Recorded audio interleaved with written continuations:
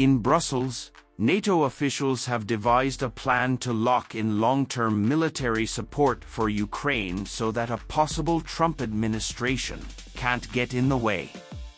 In Ankara, Turkish officials have reviewed the Heritage Foundation's Project 2025 policy road map for clues into Donald Trump's designs on Syria.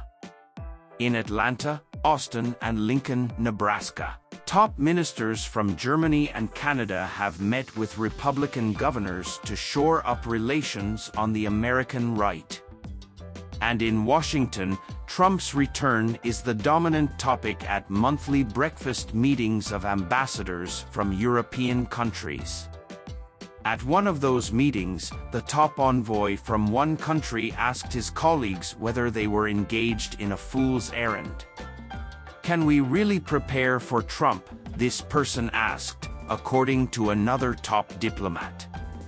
"Or do we rather have to wait and see what the new reality would look like?" Folly or not, the preparations are underway. More than 6 months before the next American president takes office, there is already an extraordinarily advanced effort across the NATO alliance, and far beyond, to manage a potential transfer of power in America.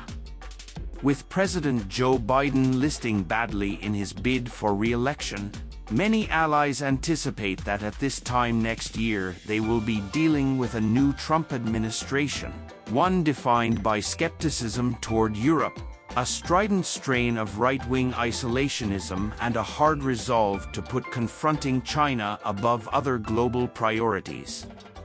In the run-up to this week's NATO summit in Washington, Politico and the German newspaper Welt embarked together on a reporting project to assess how the world is preparing for Trump's possible return to the White House. Reporters for both publications interviewed more than 50 diplomats, lawmakers, experts, and political strategists in NATO nations and elsewhere.